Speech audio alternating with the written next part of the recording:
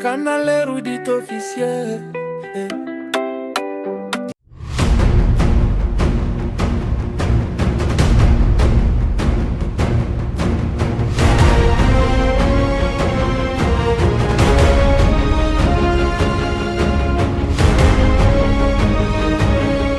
Bienvenue sur Canal érudit officiel, la chaîne du savoir, de la conscience et de l'inspiration.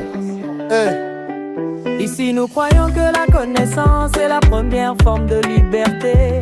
Chaque mot, chaque idée, chaque réflexion est une lumière qui chasse l'ignorance.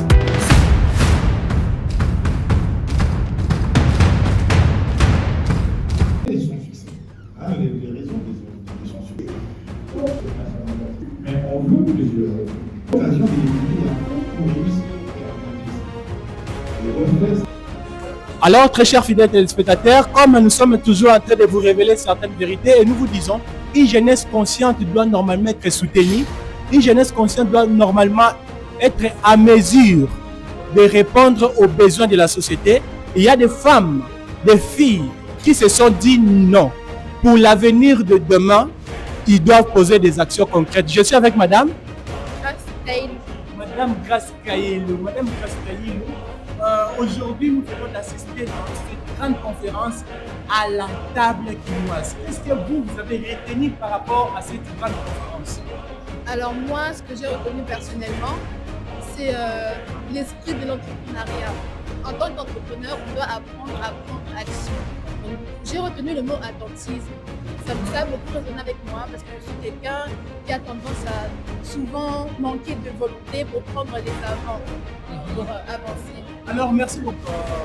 Tous ceux qui vont être élégants, Madame Grace, vous êtes là pour Emma.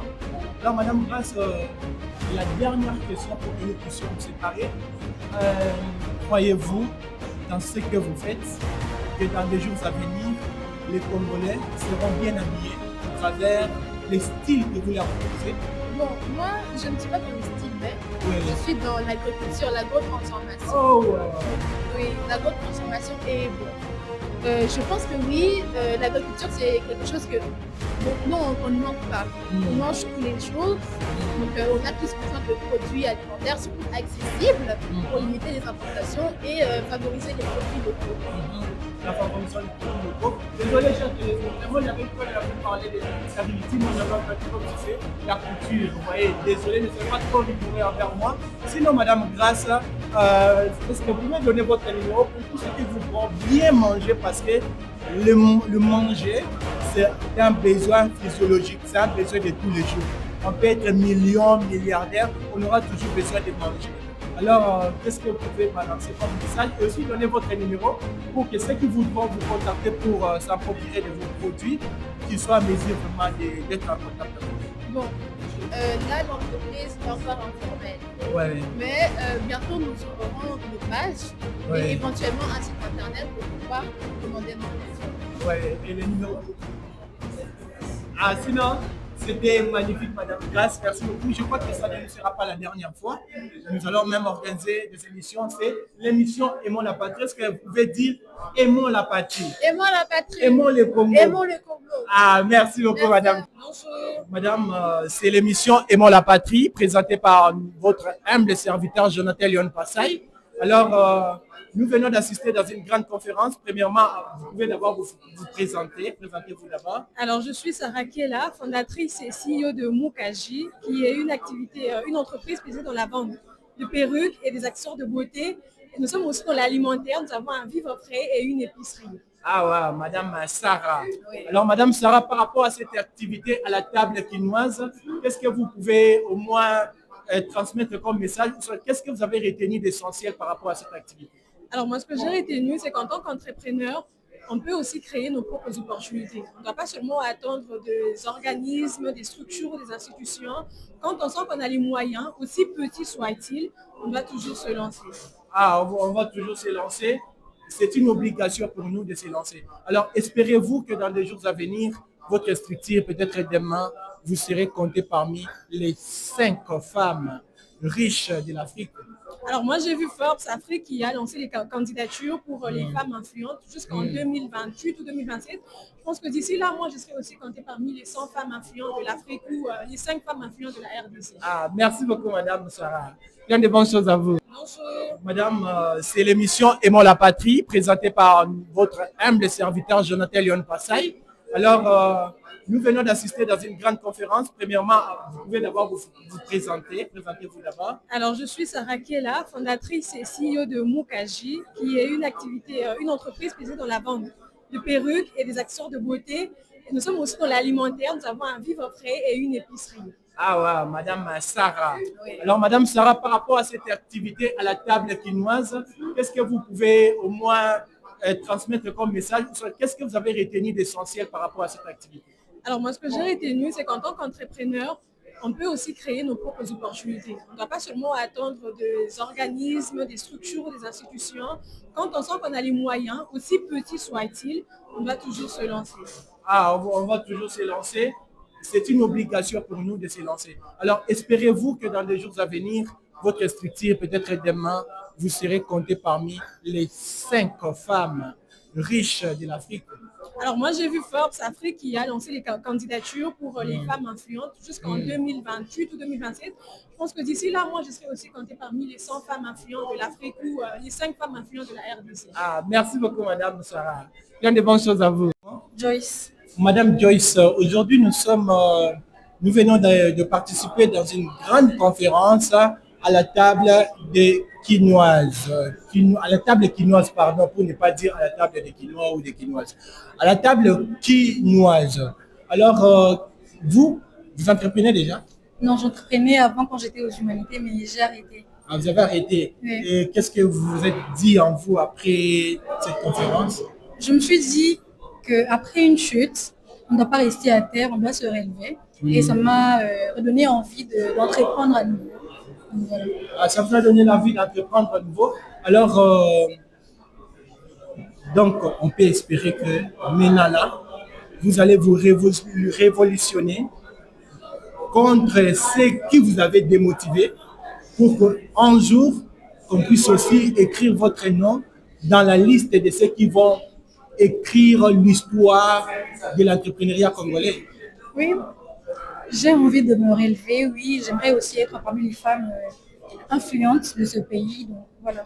Alors, quel est votre dernier message par rapport aux jeunes filles qui voudront aussi entreprendre dans les jours à venir, comme vous avez pris la décision après avoir participé dans cette grande conférence? Je dirais aux jeunes filles d'apprendre, de se former, de ne pas rester stagnées quelque part, de ne pas se dire que les autres font mieux que nous, qu'elles peuvent elles aussi commencer avec ce qu'elles ont et qu'elles réussiront.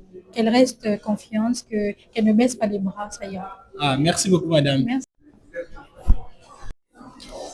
Très chers fidèles téléspectateurs, moi j'aime trop révéler l'intelligence congolaise parce que nous avions été aliénés depuis longtemps. On nous faisait croire que nous qui sommes Congolais, on doit toujours étendre nos mains à l'extérieur pour que nous puissions espérer à la construction de notre société. Toujours dans le cadre de cette grande conférence à la table quinoise. Et aujourd'hui, je suis maintenant avec monsieur Danito Bokoli. Monsieur Danito Bokoli. Monsieur Dani, vous étiez aussi parmi les participants de cette grande conférence? Oui, j'étais participant, bien sûr. Alors, qu'est-ce que nous pouvons retenir en résumé de cette grande conférence? Alors, en résumé, c'est toujours important de pouvoir réunir ces entrepreneurs qui ont réussi, pour pouvoir parler de leurs expériences, parler autour de des opportunités pour avoir des financements ou autres. D'où il est important qu'on puisse avoir des conférences comme à la table de la quinoise, souvent pour pouvoir avoir des connaissances sur comment s'en sortir en étant entrepreneur. Alors vous êtes entrepreneur, vous avez déjà mis en place une entreprise, soit vous êtes déjà en train de chercher les financements, je ne sais pas. Alors moi je suis ingénieur en bâtiment et travaux publics, entrepreneur aussi. Alors je suis aussi l'initiateur d'un talk show live From Zero to Hero ici à Kinshasa. Alors, j'aime bien des initiatives comme ça où on réunit les jeunes, parler entrepreneuriat. Mais il ne suffit pas seulement de parler, mais il faut agir. Et c'est important. Voilà. Ouais. Alors, aujourd'hui, beaucoup de pensants se disent que l'entrepreneuriat est difficile.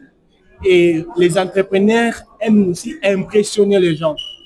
Au lieu de dire seulement que non, moi j'avais débuté avec des difficultés, il y a beaucoup qui tiennent des discours qu'on dit sont des discours propos d'estrade où quelqu'un dit que non, moi je n'avais pas même le capital, mais j'ai commencé à entreprendre.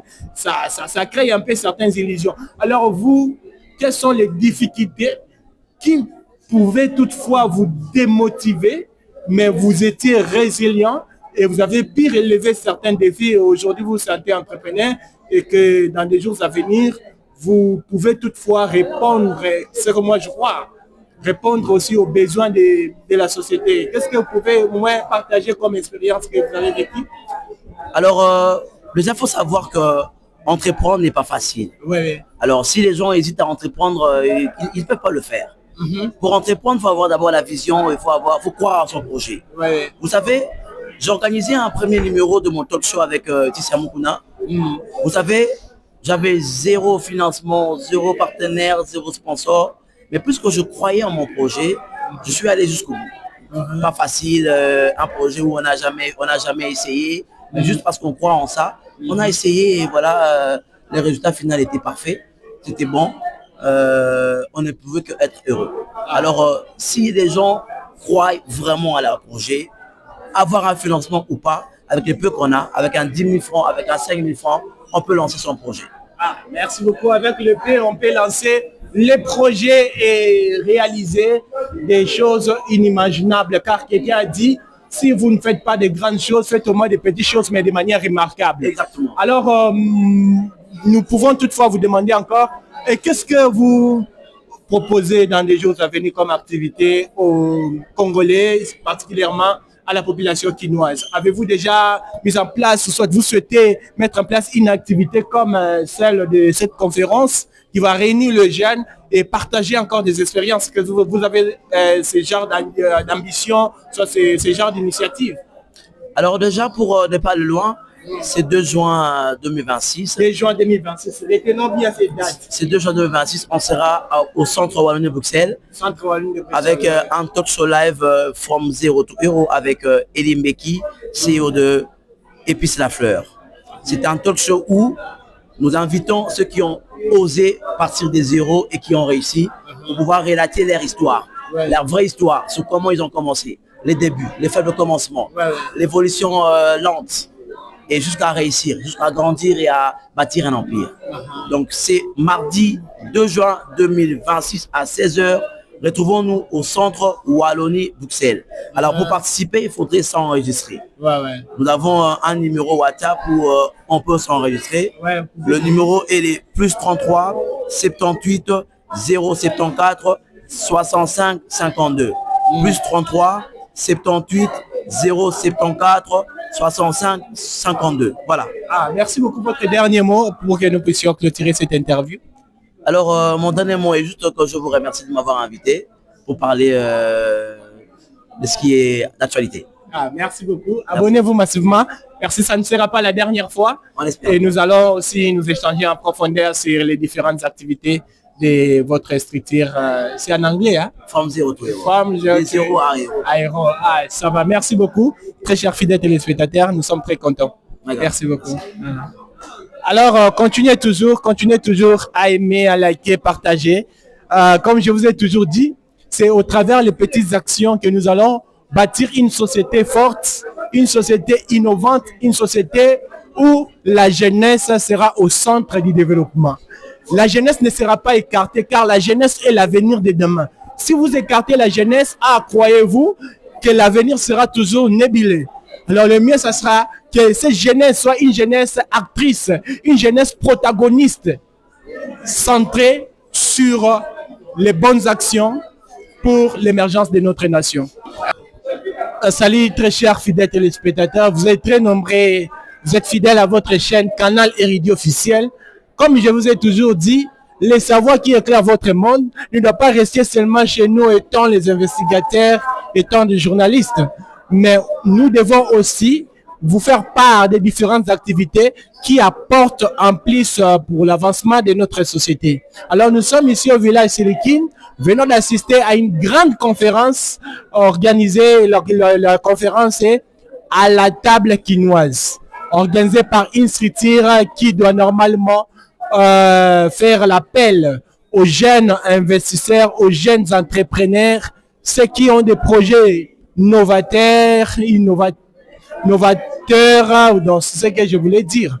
Alors, je ne suis pas ici seulement en train de vous expliquer ce qu'a été l'activité, mais je suis avec un monsieur. Oui, monsieur Zéphirin Tiabouta. Monsieur Zéphirin, vous aussi, vous étiez participant dans cette conférence? Oui, j'ai été invité, j'ai participé, j'ai assisté à l'activité du village des jeunes quinois. On nous a invités, on nous a parlé sur l'entrepreneuriat. Et c'était une bonne occasion, ça nous a servi, nous servi de modèle. On nous a parlé sur l'entrepreneuriat, comment concevoir les projets, comment présenter les projets, comment faire son speech. Les intervenants parlaient à tour de rôle, il y avait des questions. Et pour ma part, ce que j'ai retenu, c'est que la plupart des jeunes ont des projets, mais ils ont des difficultés à la manière de structurer les projets. Comment présenter un projet. Et peut-être ça les amène à avoir peur pour s'adresser au canal de financement, aux gens qui financent les projets, les gens qui peuvent accompagner les projets. C'est ça les difficultés que plusieurs jeunes sont en train de rencontrer. Alors, au travers les différents intervenants, est-ce qu'on peut dire que vous avez été bien orienté, que toutes ces difficultés-là, dans les jours à venir, trouveront des solutions appropriées? Ok, je vis parmi les intervenants, il y a des personnes qui ont ajouté quelque chose à ce que je savais déjà. Ils m'ont aidé à perfectionner, à aller dans l'excellence, dans la manière de structurer les projets. Vous savez, il y a une sœur là qui a présenté son produit. En présentant les produits, elle a parlé que d'elle-même, au lieu de parler du produit. Elle n'a parlé que de l'entreprise, au lieu de parler en profondeur, elle a profondeur, expliquer les produits. Et aussi, l'intervenant l'a suggéré, quand vous présentez un produit, il faut parler du produit et aussi faire les chiffres. À la fin, montrer que non, mon produit, je le vends à autant, je fabrique comme ça.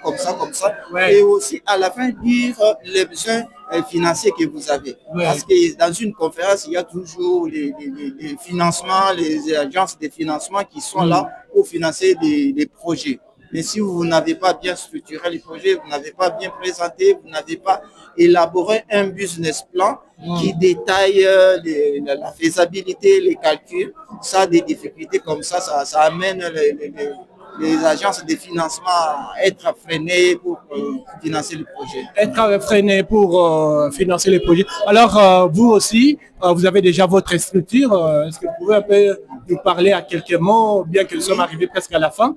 Alors, parlez-nous un peu de votre entreprise. Oui, mon entreprise, moi j'évolue dans le secteur du recrutement et placement. Nous sommes une agence de recrutement.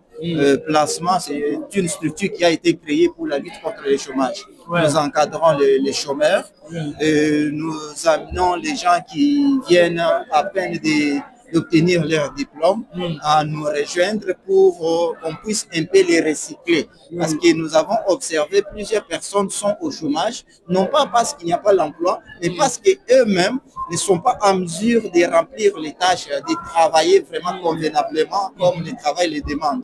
Et aussi, il y a plusieurs personnes qui ont des difficultés pour élaborer les projets. Notre structure procède aussi à l'élaboration des projets. Nous avons des formations de recyclage dans plusieurs domaines. Vous êtes peut-être diplômé en économie, mais vous ne savez pas comment vous structurer dans la société, comment vous présenter, comment exposer ce que vous avez comme connaissance, comme projet.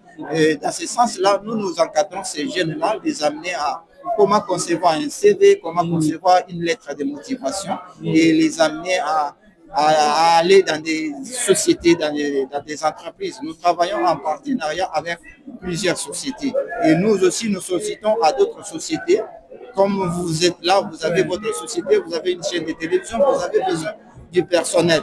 Nous constituons les personnels avec les chômeurs que nous avons. Les chômeurs que nous encadrons, la plupart, nous avons détecté les têtes compétentes, les gens qui ont de la qualité, qui ont déjà l'expertise en la matière, et nous les amenons dans des grandes sociétés, dans des grandes structures, là où on a besoin du personnel. C'est ça notre travail, c'est qu'elles sont en train de... Alors, le nom de l'entreprise? Le nom de l'entreprise, c'est UNITRA. UNITRA qui veut dire Union des travailleurs. Union des travailleurs. Alors, si vous pouvez donner votre numéro.